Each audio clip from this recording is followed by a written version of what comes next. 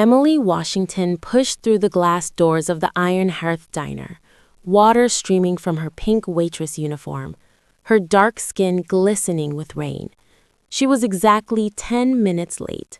She hadn't even caught her breath before Davis Lowery's voice cut through the morning crowd like a whip.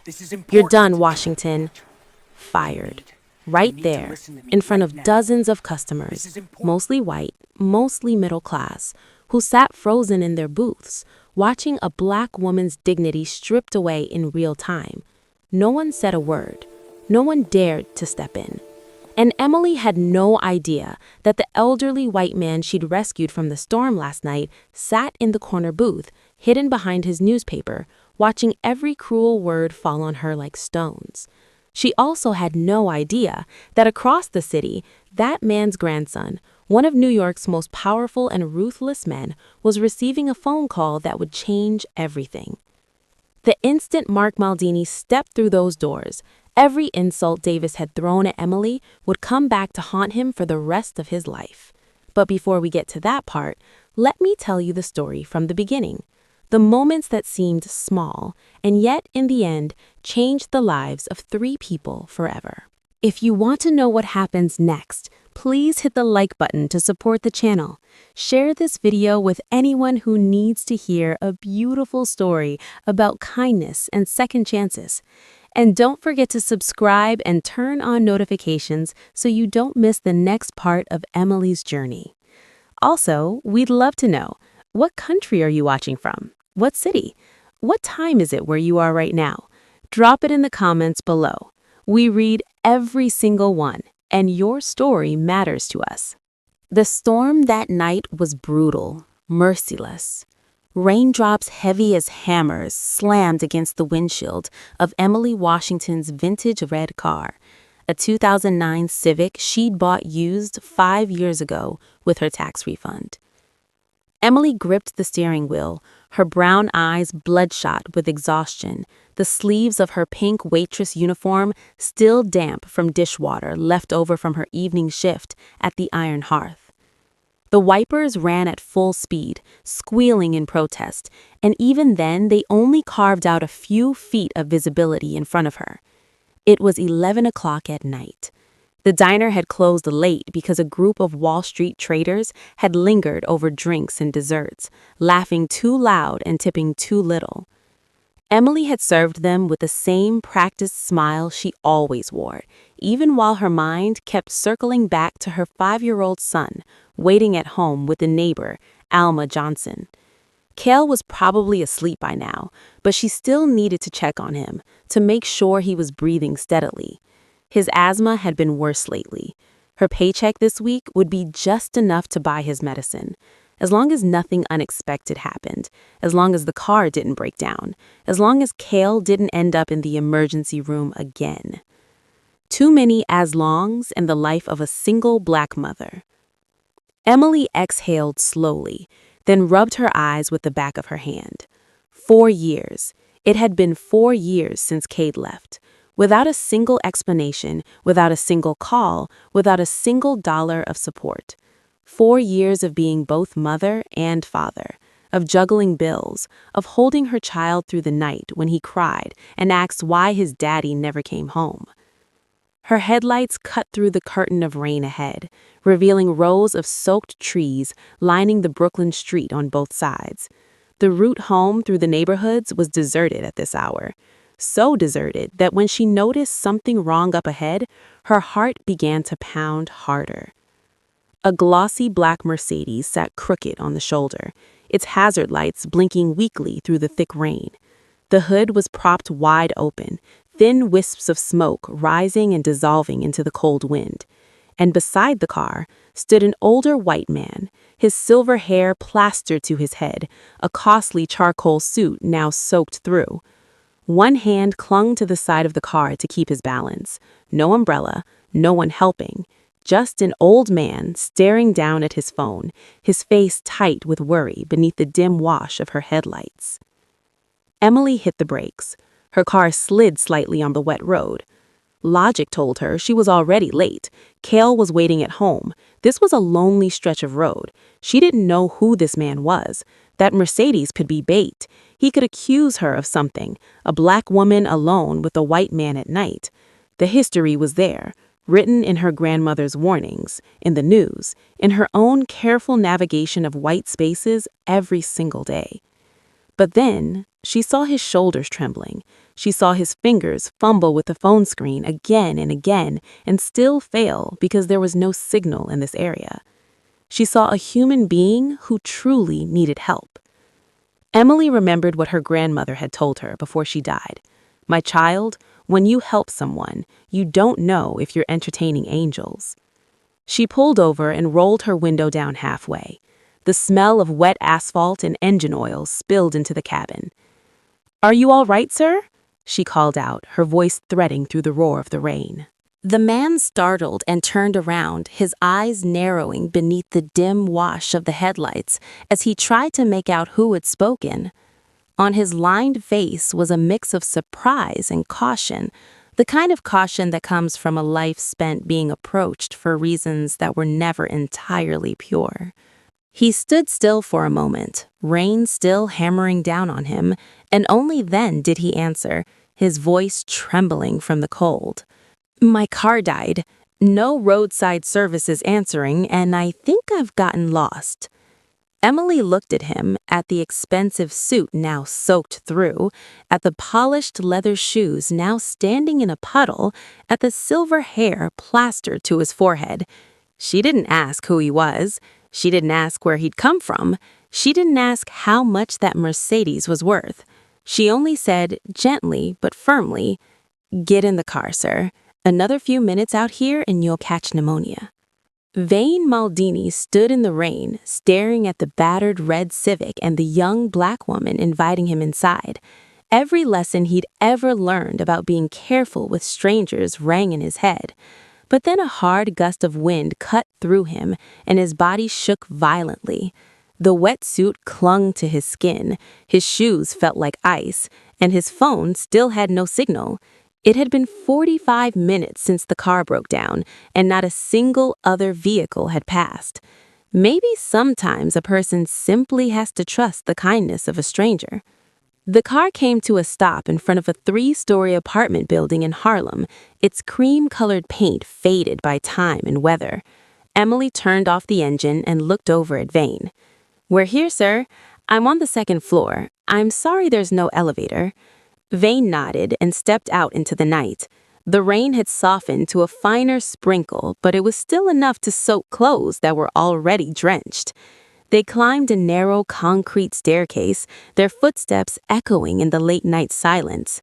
Emily unlocked the apartment door as quietly as she could and motioned for Vane to go in first. The apartment was small, maybe only 1/10 the size of the living room in Vane's penthouse, but everything was tidy and clean. An old gray sofa sat pressed against the wall. A small dining table with 2 mismatched chairs stood nearby. In one corner, a modest kitchen held a few pots hanging from a rack. On the wall were photos of a little boy with tight curls and bright eyes, his smile filling every frame. "My son, Kyle, 5 years old," Emily whispered when she noticed Vane looking at the pictures. "He's sleeping in the bedroom." She walked to a door that was slightly ajar, looked inside for a moment, then turned back, her face visibly more relieved. "He's sleeping well, breathing steady." Vane stood in the middle of the living room, his eyes moving slowly from corner to corner of this tiny space. He saw a small stack of medical bills on the table. Lenox Hill Hospital, Mount Sinai Pediatric Specialists, the names of asthma medications printed across them. He saw the old refrigerator, and when Emily opened it to look for food, he saw how nearly empty it was. Just a small carton of milk, 2 eggs, and some wilted vegetables. He saw Kyle's little sneakers set neatly by the door, the soles worn thin, a small tear at the toe carefully stitched up with black thread. Something tightened in Vane's throat. "Sir, I only have instant ramen," Emily said with an embarrassed smile, holding up 2 packets. "Do you mind?" Vane looked at the young black woman in the cramped kitchen, her uniform still damp, her hair pulled back in a ponytail that had come loose from the rain, and yet her brown eyes still shining with sincere concern. She was sharing what might be the last meal she had with a complete stranger, a white stranger, a wealthy stranger who belonged to a world that had never been kind to people who looked like her. Ramen sounds wonderful, Miss Washington, Emily Washington. She cut in as she started to boil the water. Just call me Emily. Emily, he nodded. Then let me give you a hand. It's all right, sir. You just sit and rest. I'm used to it. 10 minutes later, Emily carried out 2 steaming bowls and set one in front of Vane. His bowl had an egg, hers did not. Vane noticed, but he didn't say a word. He picked up the fork, and when he took the first bite, he felt as if it was the best meal he'd had in years. Not because of the taste, but because it had been cooked with something money couldn't buy: kindness. They talked quietly about KL, about the 4 years since her ex-husband Cade had left, about her 2 jobs, about the grandmother who had raised her with certain values.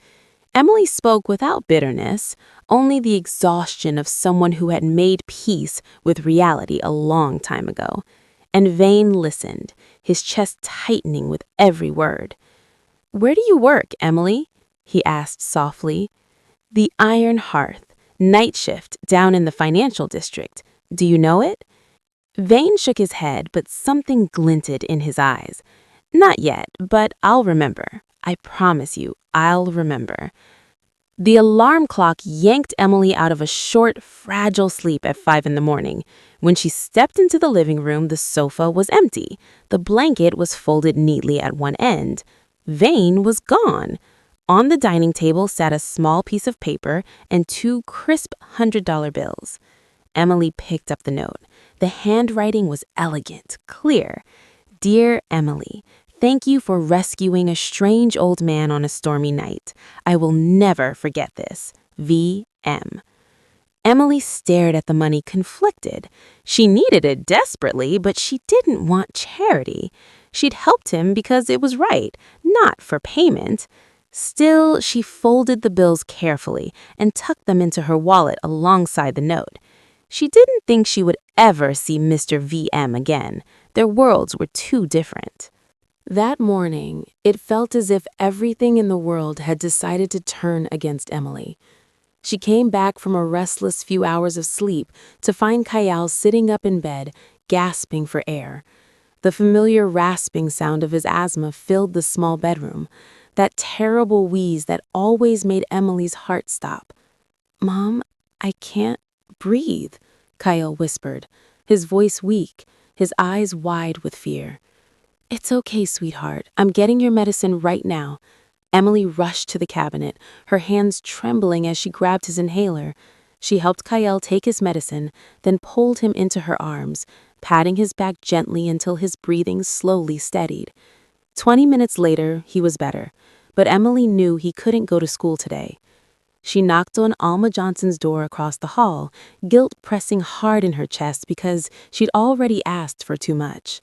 Alma only waved a hand and told her not to worry, that she would take good care of him.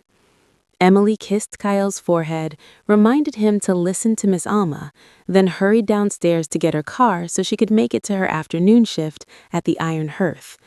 But when she slid into the red Civic and turned the key, nothing happened. She tried again and again. The car made a few weak sounds and fell silent. "No, no, no," Emily whispered, tapping the steering wheel with her hand. "Don't do this to me today." The battery was dead, probably because the night before she'd run the heater too long while driving Vane home through the storm. She ran next door and knocked, desperate. Garrick, the neighborhood mechanic, was home, thank God. He brought over jumper cables, but it took nearly 20 minutes of fumbling before the engine finally turned over. Emily thanked him over and over, then pulled out onto the street, trying to steady her hands on the wheel even as panic turned inside her. But her bad luck still wouldn't let go. On the Brooklyn Bridge, a minor accident had caused a long traffic backup. Emily sat behind the line of cars, watching the minutes tick by, helpless. She called the diner, but no one picked up. She texted Sloane, her closest coworker, asking her to tell the manager she was on her way. Sloane's reply made Emily's heart drop straight into her stomach. Davis is really angry. Just get here as fast as you can.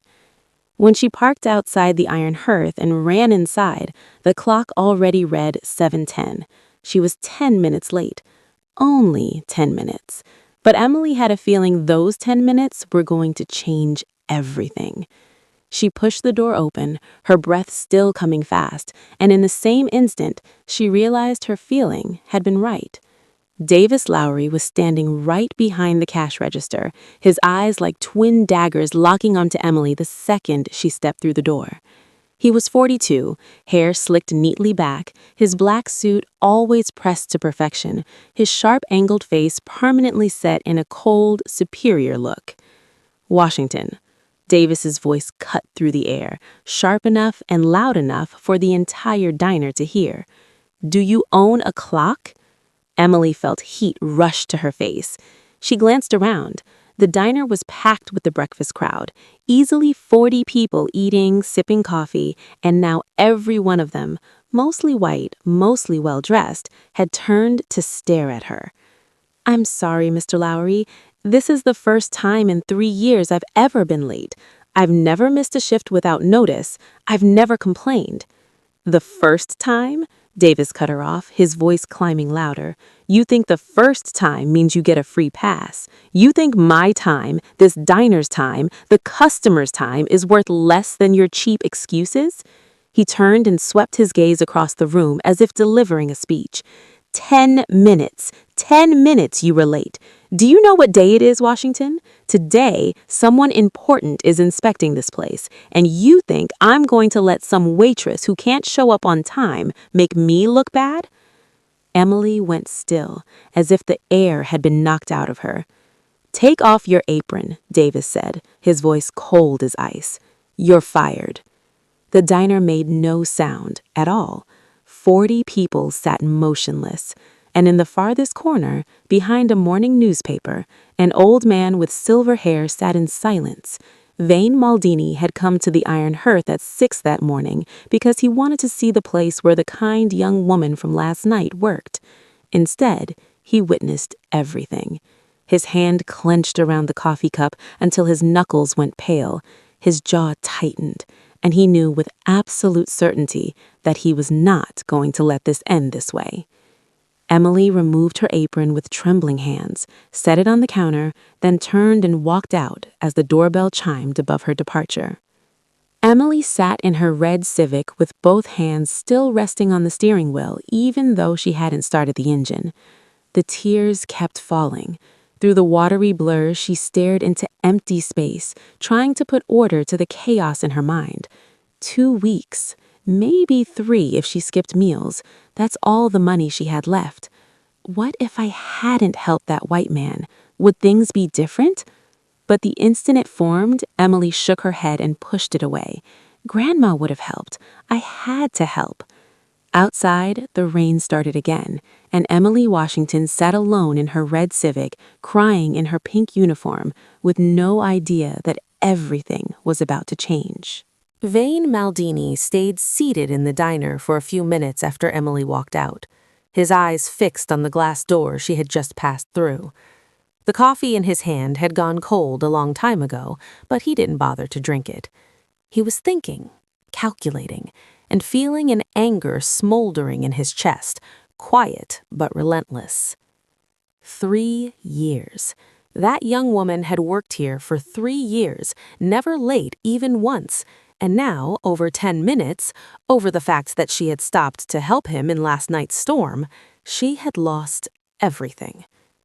Vane set the cup down, took out his phone, and dialed a familiar number. After 2 rings, someone answered.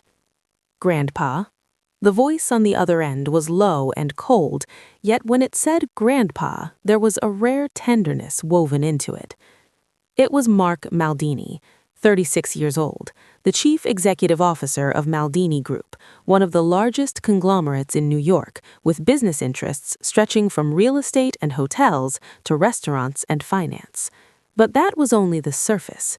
Beneath the polished mask of a successful businessman was an entirely different world. Mark Maldini was also the head of one of the city's most powerful underground organizations, an empire built on blood, strategy, and iron will across generations. People called him the Ice King because he was known for being cold and ruthless in both the boardroom and the underworld. No one dared to challenge Mark Maldini. No one dared to defy him because the price was usually far too high. But there was one person, only one person in this world, whom Mark loved without conditions, and that was Vane Maldini, his grandfather. Vane had raised Mark since Mark was 10, after his parents were killed in a plane crash. He had taught him everything, from how to run a corporation to how to survive in an underworld crowded with schemes and betrayal.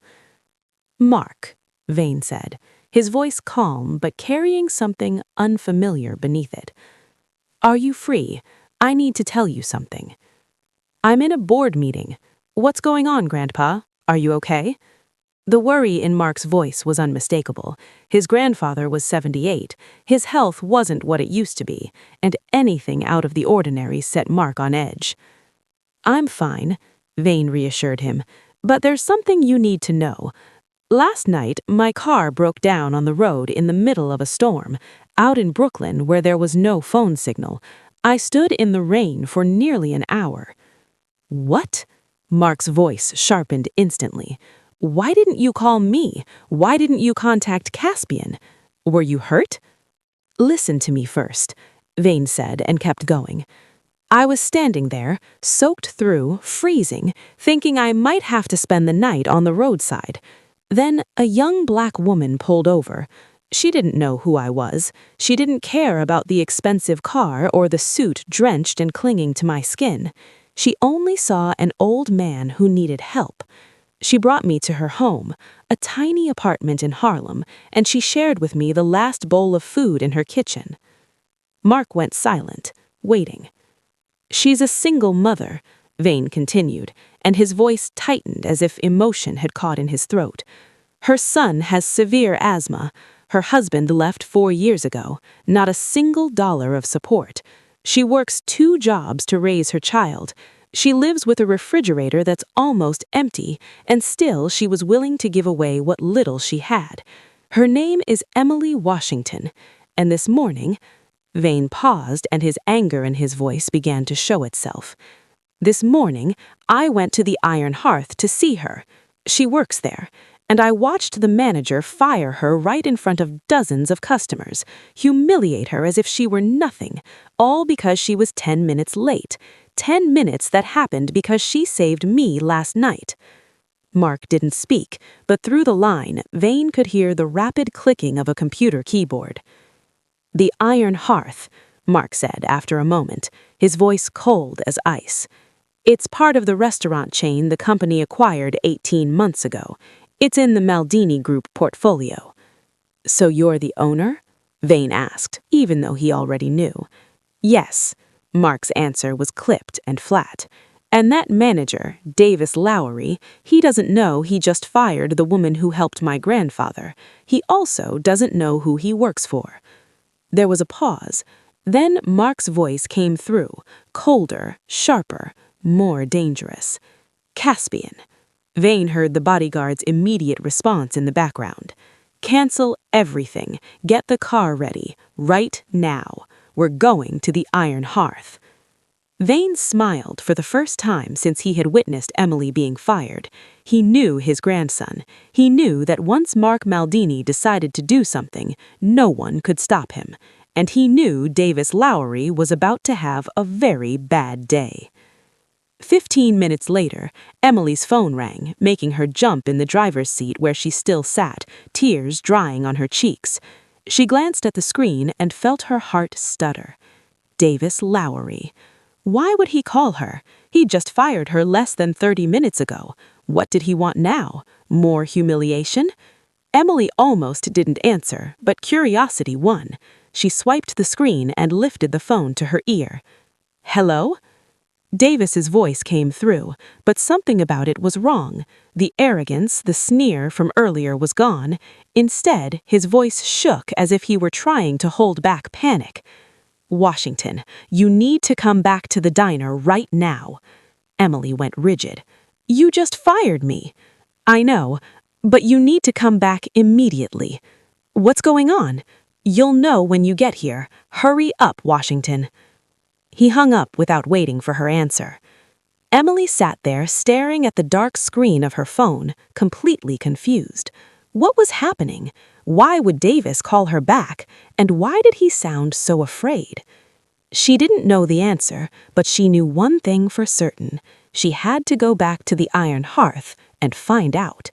Emily parked in front of the iron hearth for the second time that day, her heart hammering because she had no idea what was waiting for her inside.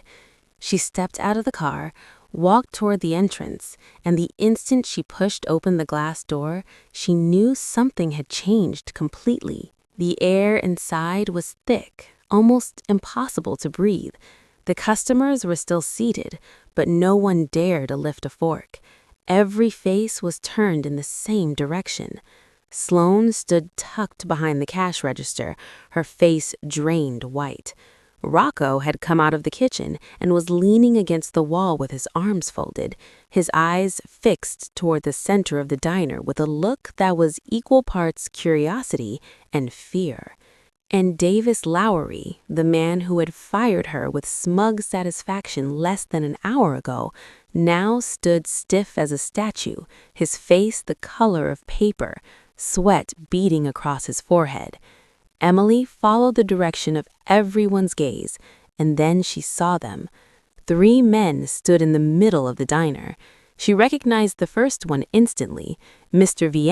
Vane, the silver-haired old man she had rescued in the storm. He was wearing an elegant charcoal suit now, nothing like the soaked, helpless figure from last night.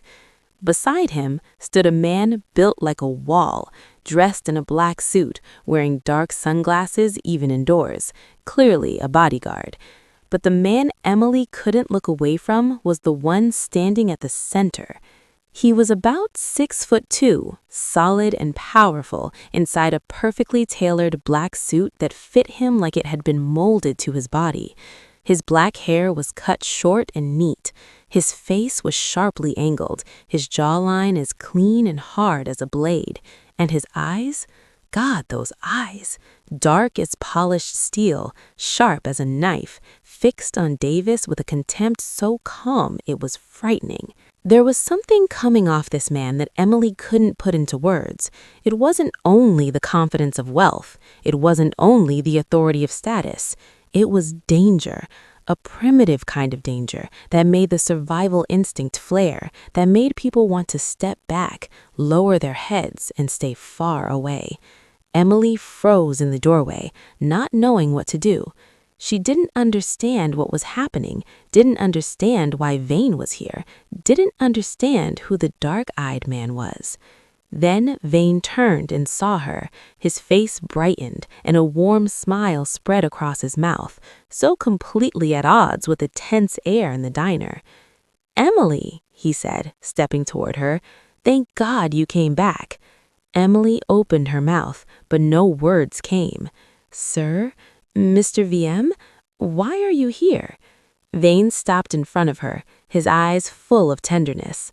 "I told you I would never forget your kindness, and I always keep my promises." Then he turned and extended a hand toward the dark-eyed man.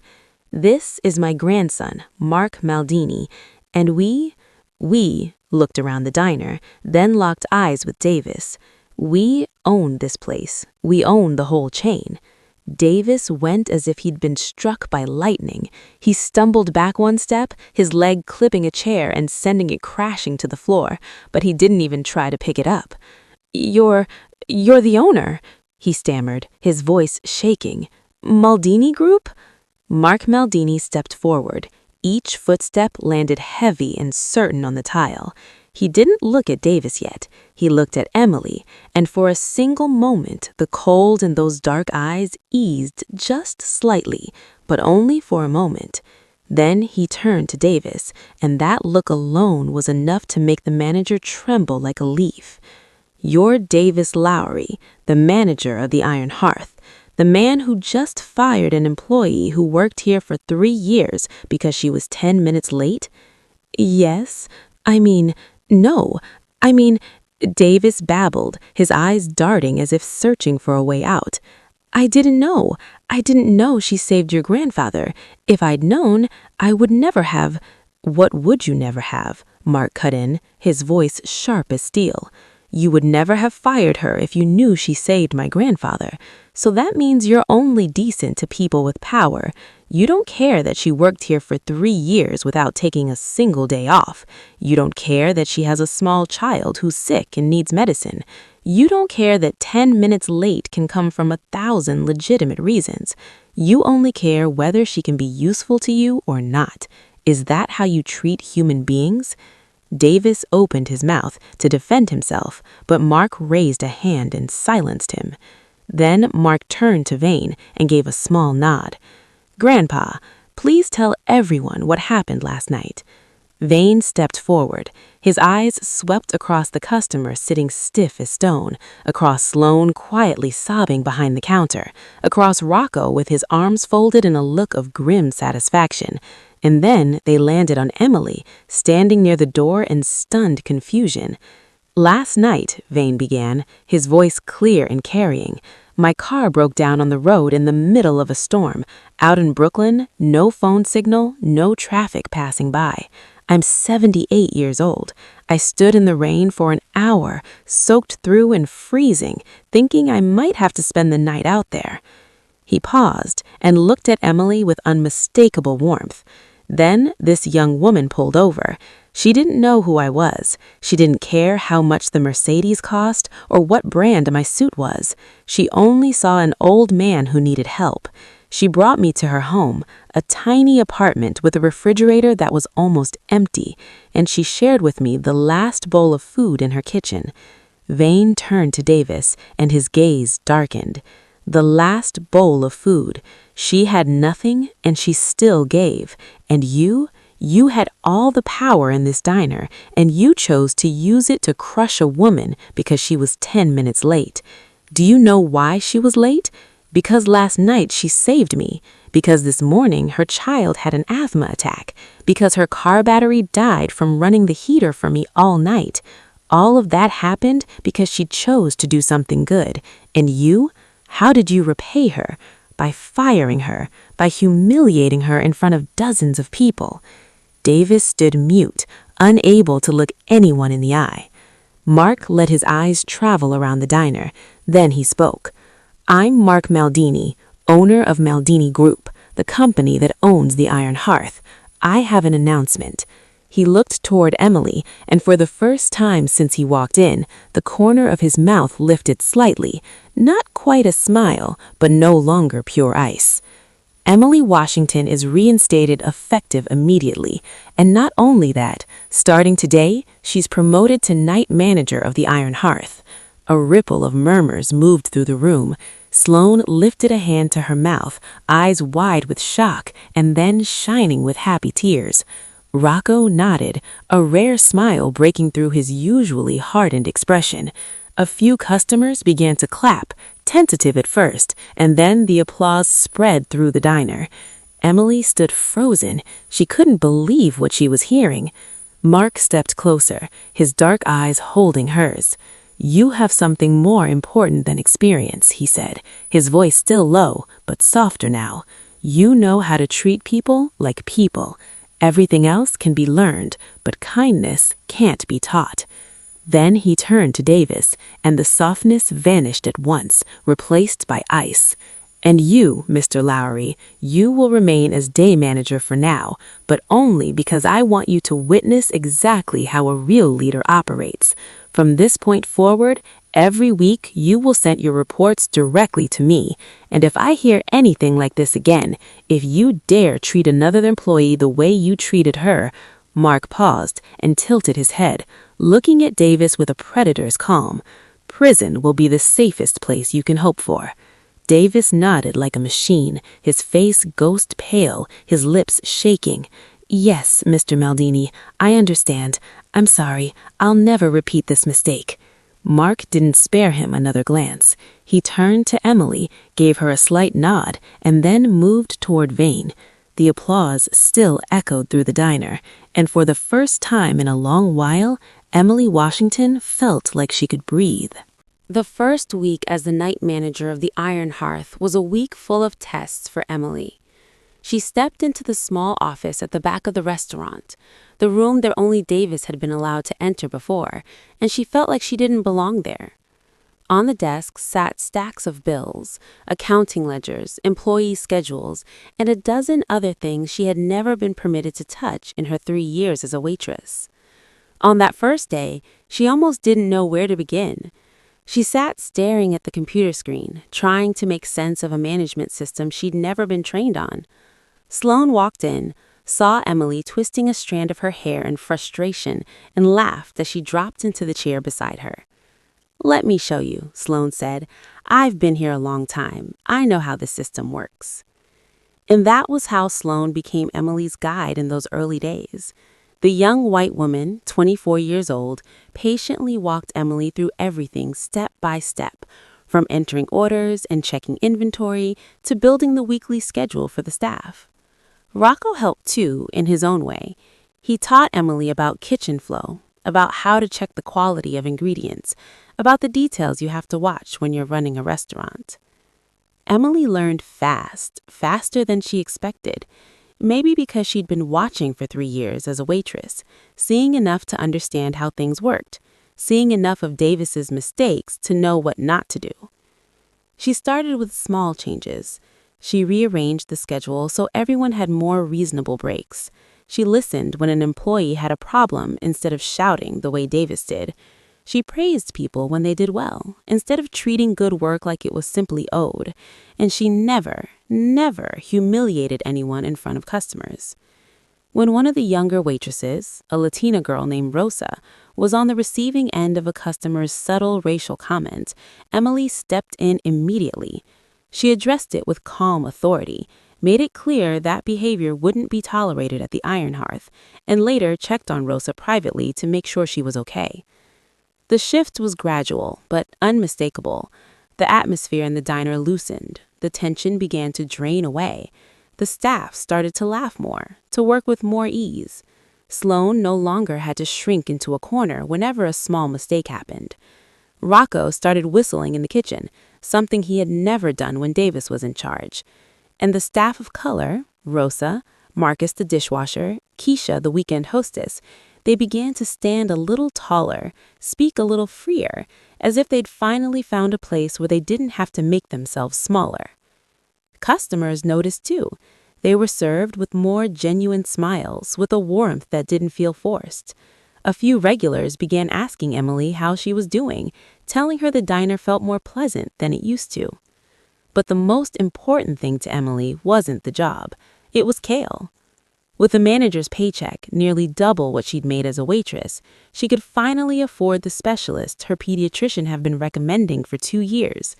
She scheduled Kale's appointment at Mount Sinai and for the first time bought the top-tier asthma medication without having to choose between that and groceries. She could pick her son up from school at 3 o'clock now instead of leaving him with Alma until 9 at night. She didn't have to work until midnight and come home to a child already asleep. Now she could bring Kale home, cook dinner for him, real dinner, not just ramen or canned soup, read stories before bed, tuck him in, and kiss his forehead while he was still awake to feel it. For the first time in 4 years, she could do the simple things an ordinary mother gets to do. That night, after she gave Kale his new medicine and read him a story about dinosaurs, Emily sat beside his bed and watched him sleep. Kale's breathing was steady. There was no wheeze, no rasping struggle for air the way there had been on so many nights before. His face was calm, his lips slightly curved as if he were dreaming of something bright. Emily sat there a long time just watching him. 4 years.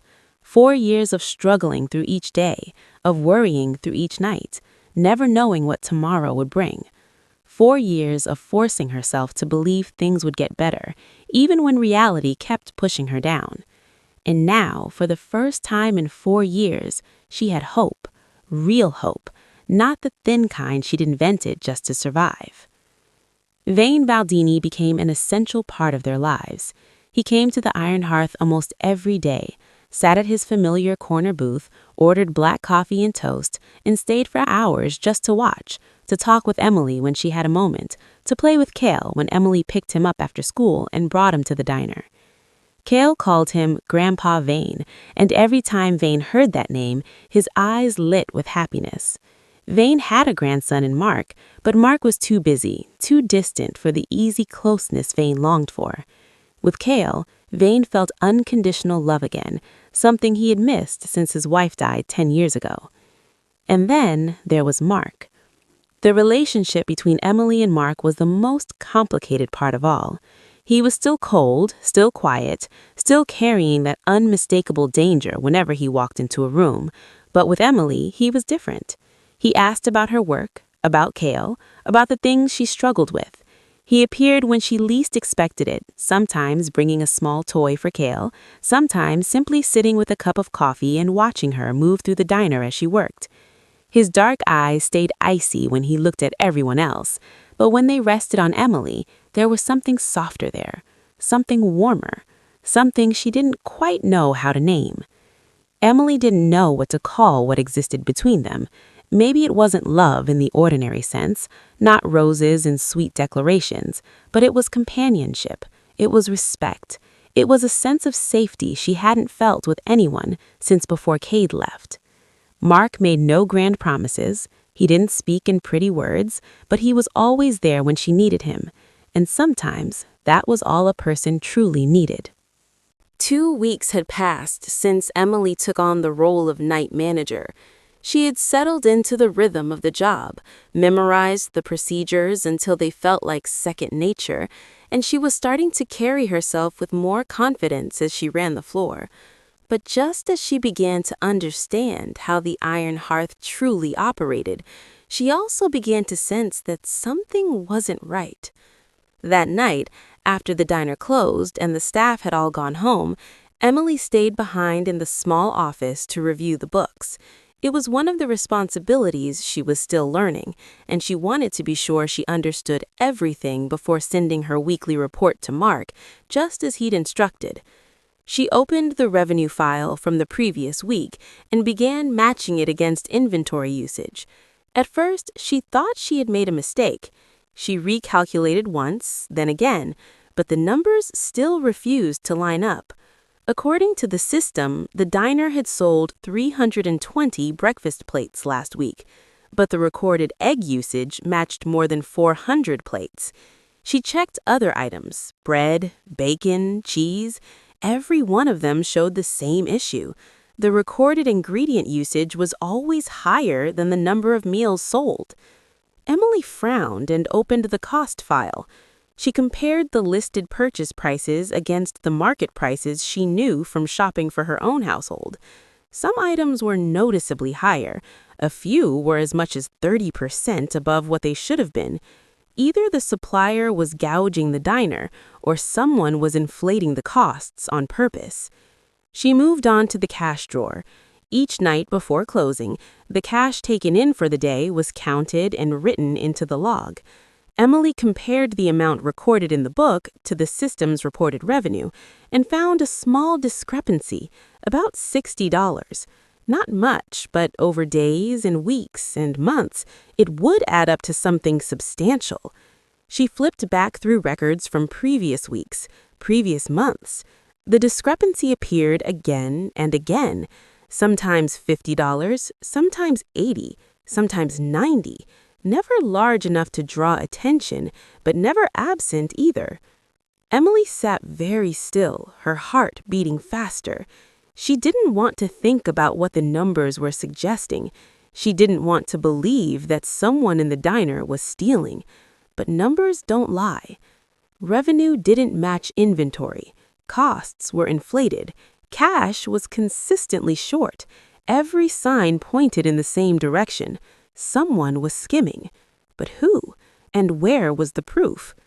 Emily pulled out a small notebook and began writing carefully. She recorded every irregular figure, every suspicious cost item, every instance of missing cash. She didn't want to accuse anyone without clear evidence. She had been wronged before. She had been fired for a reason that wasn't fair, and she refused to do the same thing to someone else. But she also couldn't ignore this. 3 days after noticing the irregularities in the books, Emily decided to check the security cameras. The Iron Hearth had 3 cameras, one above the cash register, one in the kitchen, and one at the front door. The system stored footage for 90 days before it automatically erased itself, more than enough for Emily to review what had happened over the past 3 months. She waited until the diner was closed, waited until every employee had gone home, and only then did she sit down at the computer and open the camera software. She started with the previous week, fast-forwarding to the time after closing when Davis was left alone, as usual, to check the cash and lock the safe. And she saw it. On the screen, the image was as clear as daylight. Davis Lowery stood in front of the safe, opened it, and counted the money carefully.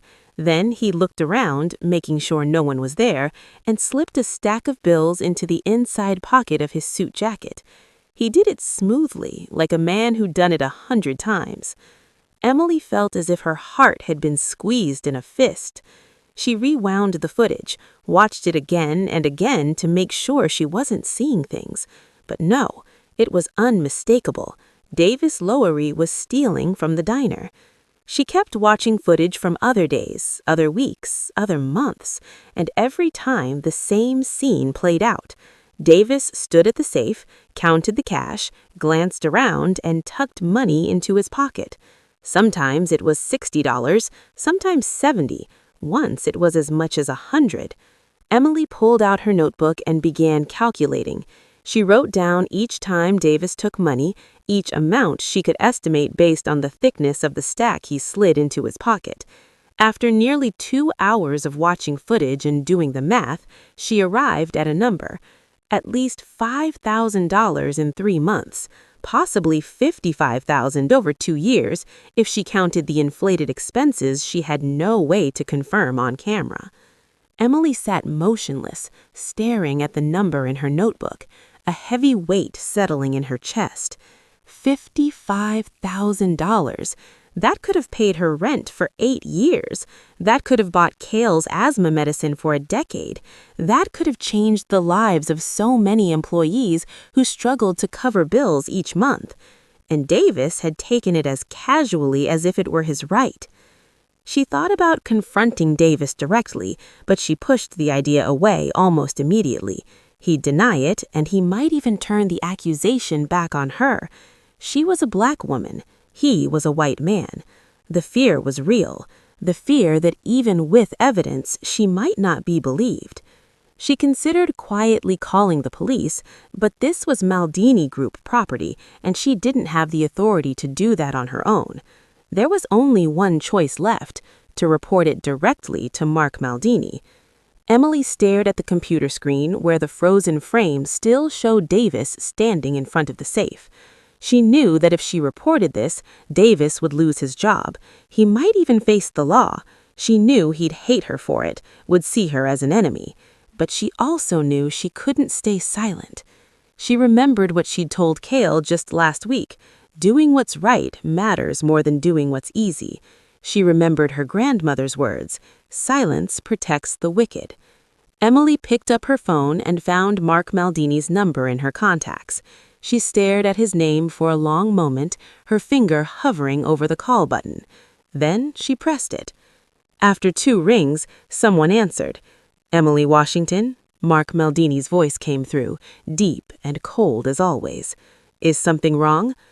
Emily drew a steadying breath. "Mr. Maldini, I need to meet with you. There's something important about the Iron Hearth that you need to know." Mark Maldini scheduled a meeting with Emily the next morning at an upscale coffee shop in Tribeca, just a few blocks from Maldini Group headquarters. When Emily arrived, she felt immediately out of place. The cafe was all exposed brick and Edison bulbs, filled with people in designer suits typing on MacBooks, their conversations peppered with words like portfolio and equity. She was wearing her best blouse, a simple white button-down she'd bought at Target 3 years ago, and dark slacks that were starting to show wear at the knees. Mark was already there, seated in a shadowed corner with Caspian standing guard a few feet away. He wore a black dress shirt with no tie, one hand around a cup of black coffee, his dark eyes tracking her as she walked in. Emily noticed the way his gaze softened slightly when he saw her discomfort, the way he stood and pulled out a chair for her. A small gesture, but one that made her feel less like she was intruding. "Emily," he said, his voice low and steady, "you said this was important. I'm listening." Emily sat across from him and set her laptop and small notebook on the table. Her heart was beating faster than usual, not only because of what she was about to say, but because of the man sitting in front of her. Mark Maldini carried a kind of natural authority that made it hard to stay calm in his presence. She drew a deep breath and began. "Mr. Maldini, in the course of my work, I found several irregularities in the Iron Hearth's records. Revenue doesn't match ingredient usage, supply costs appear inflated by as much as 30%, and the cash in the safe has been consistently short in a patterned way." Mark didn't speak. He only tilted his head slightly, signaling her to continue.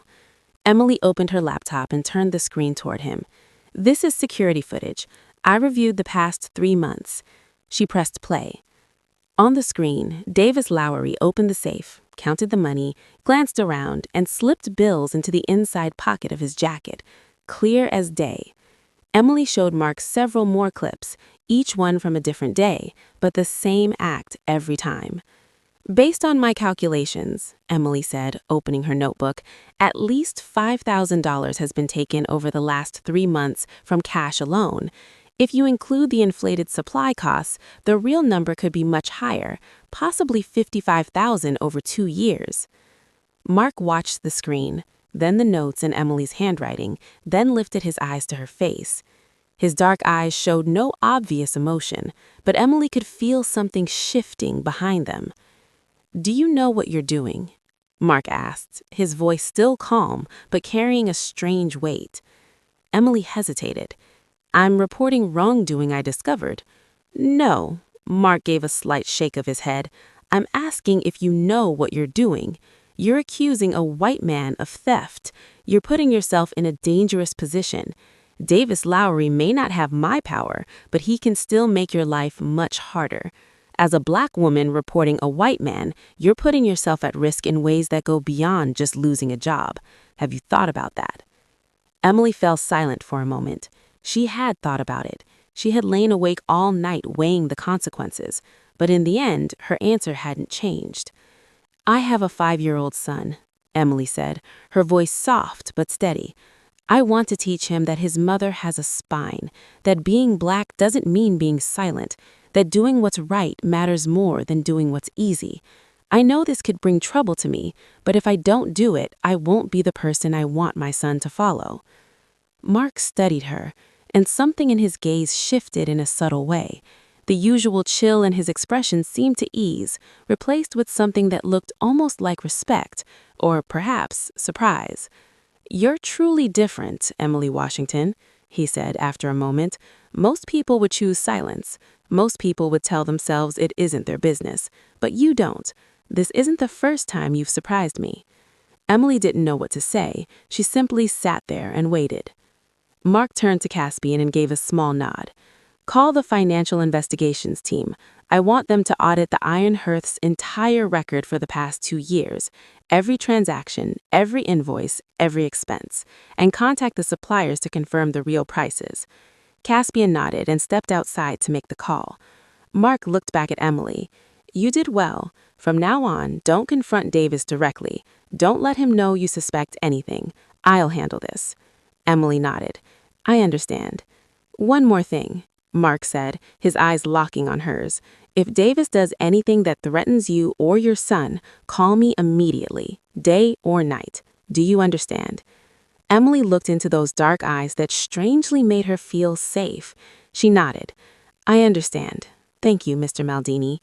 Mark didn't say anything else. He only gave a slight nod and looked out the window, but Emily could have sworn she saw the faintest lift at the corner of his mouth. Not quite a smile, but close. A week passed after Emily reported everything to Mark, and Davis Lowery began to feel that something was wrong. He couldn't name it exactly, but the survival instinct he'd sharpened over years in the restaurant business was sounding an alarm. The shift began the moment Mark Maldini started showing up at the Iron Hearth more often. Before, the owner had never set foot in the place, but now it was different. Mark came almost every day, sometimes in the morning, sometimes in the afternoon, sitting in a corner with a cup of coffee and watching. What unsettled Davis most was that Mark never spoke to him. Every time Davis approached, ready to greet him or give an update, Mark only gave a cold nod and looked away as if Davis didn't exist. Yet that same man spoke to Emily Washington, asked how the work was going, and even smiled at her, a smile Davis had never seen on that ice-cold face. Then strangers began to appear. They came into the diner, ordered drinks, sat for hours, and flipped through thick folders. Once, Davis leaned in over one of their shoulders and saw familiar columns of numbers, figures from the Iron Hearth's records. His heart seemed to skip a beat. They were investigating, and Davis knew if they dug deep enough, he would be exposed. That night, after Emily's shift ended, Davis waited in the parking lot behind the diner. He leaned against his car, arms crossed, his face dark in the night. When Emily came out the back door and headed toward her red Civic, he stepped forward and blocked her path. Emily startled to a stop, her heart speeding up as she recognized the familiar shape. Mr. Lowery. Davis moved closer, close enough for Emily to see the hatred in his eyes. What did you tell Maldini? He demanded, his voice rough like a growl. I don't know what you're talking about. Don't play dumb with me, Washington. Davis stepped closer, pressing her into the narrow space between two cars. I know what you're doing. I know you're trying to ruin me. Who do you think you are? You think because Maldini likes you, you can go against me? I'm just doing my job, Emily said, her voice trembling slightly but steady. If you haven't done anything wrong, you don't have anything to worry about. Davis let out a short, chilling laugh. You think you can beat me? You're just a lucky little waitress who got noticed. I've been here 3 years. I know every corner of this place. If you open your mouth and say one more word, I'll make sure your life and that little black boy of yours regret it. The moment he mentioned Kyle, something in Emily ignited. The fear drained away, replaced by the fury of a mother protecting her child. She stepped forward, locking eyes with Davis. You're threatening my son? Her voice went so cold that even Davis hesitated. Who do you think you are? What do you think you can do to me? I've survived 4 years with no one helping me, raising my child alone, and I'm still standing here. You think I'm going to be afraid of a thief like you? You think threatening my son will make me quiet? You don't know black mothers. Emily turned her back and walked away without looking at him again. She got in her car, started the engine, and drove off, leaving Davis alone in the dark, his face twisted with anger and fear. But her hands were shaking on the wheel, and her heart was pounding so hard she thought it might burst. 20 minutes later, Caspian called Mark Maldini. Boss, Davis Lowery just confronted Miss Washington in the parking lot. He threatened her and her son, specifically mentioned the boy being black. There was a long silence on the other end. When Mark finally spoke, his voice was so cold it could freeze steel. Monday, Mark said. We end this Monday. Monday morning, the Iron Hearth closed temporarily under the excuse of an internal meeting. The entire staff was summoned for 9 o'clock, from the cook, Rocco, to Sloan, the 2 part-time employees, and Davis Lowery himself. When Emily walked in, she saw Mark standing in the middle of the room with Vane and Caspian beside him. On the table sat an open laptop, its screen turned toward the crowd. The air in the diner was heavy, suffocating, as if a storm were about to break. Davis stood near the cash register, his face paler than usual. He had felt something coming for days, and now seeing the lineup in front of him, he knew his instincts had been right. Still, he tried to keep his composure. He kept his spine straight as if he had nothing to fear. "Thank you all for coming," Mark began, his voice carrying across the diner in absolute silence. "I have an important announcement. During an internal review, we discovered serious financial misconduct involving the Iron Hearth." Davis cleared his throat, trying to cut in. "And Mr. Maldini, if there's an issue with the books, I can explain." "I didn't give you permission to speak." Mark cut him off, his dark eyes fixed on Davis with a coldness that made the room feel colder. "You'll have your chance to explain, but not now." Mark nodded toward Caspian. Caspian stepped to the laptop and pressed play. On the screen, the security footage appeared clear as day. Davis Lowery stood in front of the safe, opened it, counted the cash, glanced around, and slid a stack of bills into the inside pocket of his suit jacket. The next clip, a different day, the same act, then another clip, and another. Each video was an undeniable piece of proof. Each image was another nail driven into the coffin of Davis Lowery's career. Sloane lifted a hand to her mouth, eyes wide with shock. Rocco stood with his arms folded, nodding as if he'd suspected it for a long time but never had proof. The two part-timers glanced at each other, unsure how to react. And Davis, his face shifting from pale to a furious red, fear and rage twisting together. "Over the past 2 years," Mark said, his voice calm as if he were reading the weather, "Davis Lowery has embezzled more than $55,000 from the Iron Hearth. He didn't just skim cash from the safe, he inflated expenses, took illegal kickbacks from suppliers, and created fake invoices. All evidence has been gathered and will be turned over to the proper authorities." "That's a lie," Davis exploded, his voice shrill with panic. "Those videos are fake. Someone staged this to ruin me." He whipped toward Emily, his eyes burning with hatred. It's you, isn't it, Washington? You set this up. You wanted my job, so you made it all up." "Miss Washington staged nothing," Mark said, stepping forward to position himself between Davis and Emily. "She only discovered the truth and reported it to me the way any honest employee would.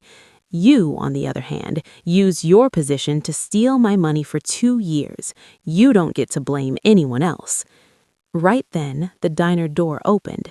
2 uniformed officers walked in, followed by a man in plain clothes, Detective Hauer with the NYPD.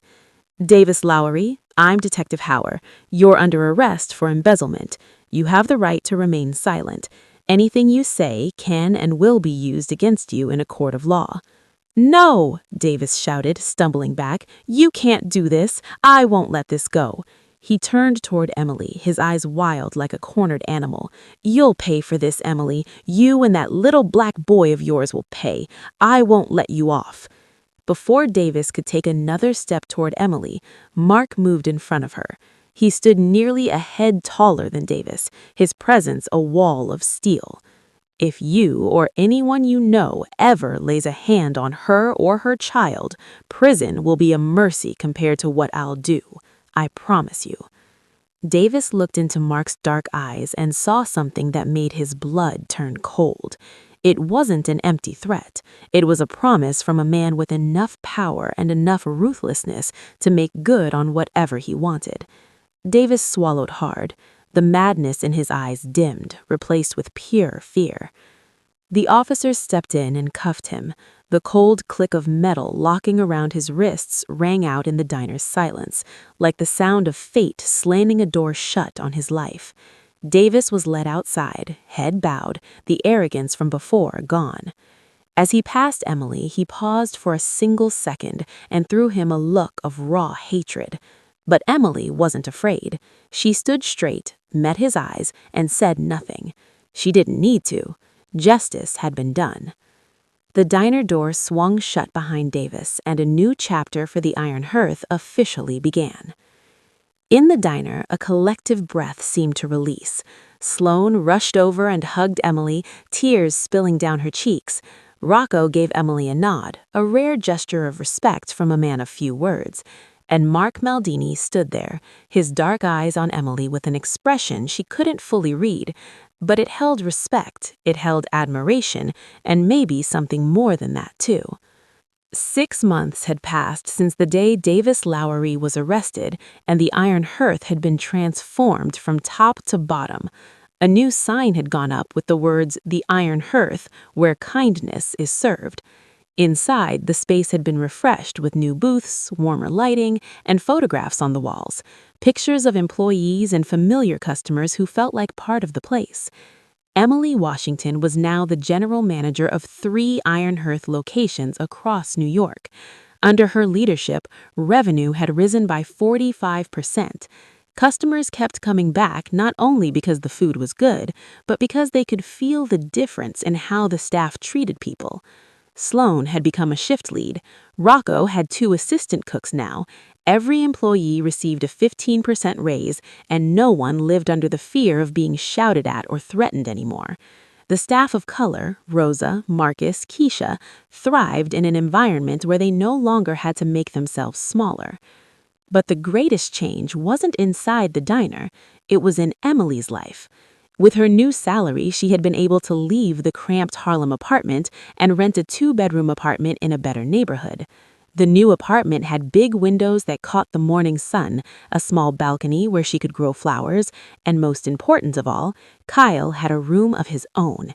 He decorated it with dinosaur drawings and photos of himself with his mom. Every night before bed, he would say it was the most beautiful room in the world. Kyle was 6 now, much healthier thanks to better medication and steady nutrition.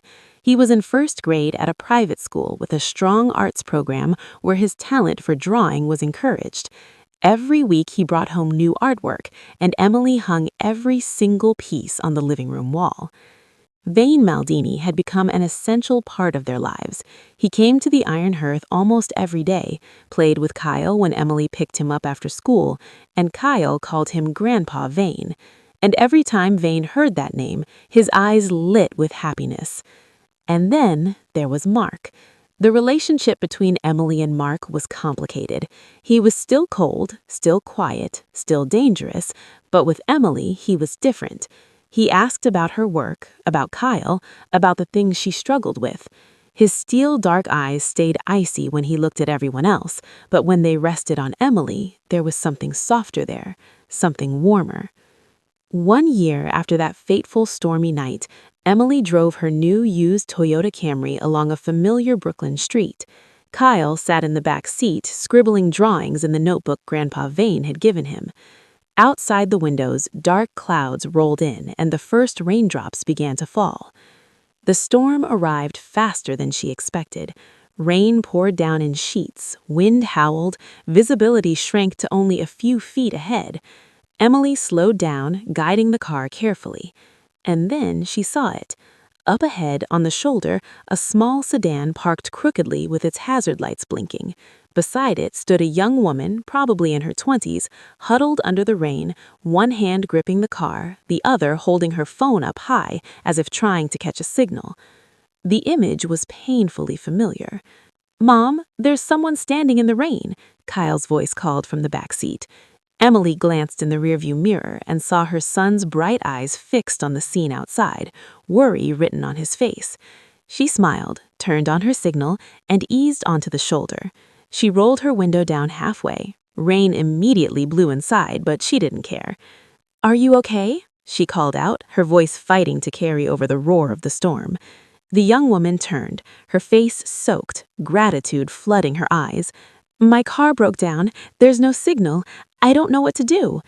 Emily opened her door. "Get in," she said, gentle but firm. No one should stand alone in a storm. The young woman hurried over and slid inside, water dripping from her clothes. "Thank you," she whispered, her voice thick with emotion. "Why did you stop? Weren't you afraid?" Emily smiled, remembering the same question Vane had asked her a year ago. "My grandmother used to say, when you help someone, you don't know if you're entertaining angels, and whoever you are, I can't leave someone behind when they need help." From the back seat, Kyle leaned forward. "Mom, you're doing what Grandpa Vane needed that night, right?" Emily turned to him, her heart warming. That's right, baby. Kindness is a circle. It doesn't see color or money. It just keeps going and going. Kyle nodded thoughtfully. So if I help a friend at school and that friend helps someone else, does kindness go all the way around the world? If you've stayed with us all the way to the end, thank you so much for giving your time to listen to Emily's story. The story of a waitress who helped a stranger in the rain and discovered that kindness creates circles that never break. If this story touched your heart, please hit the like button to support our channel. Share this video with your loved ones, your friends, anyone you feel needs to hear a beautiful story about hope, dignity, and the power of doing what's right. And don't forget to subscribe and turn on notifications so you won't miss new moving stories every day. We'd truly love to hear from you. Tell us in the comments, what country are you watching from? What city? What time is it where you are? And most importantly, has anyone ever helped you on a bad day? Or have you ever stopped to help a stranger? Your story deserves to be heard, and we read every single comment. Thank you for being with us. We'll see you in the next video.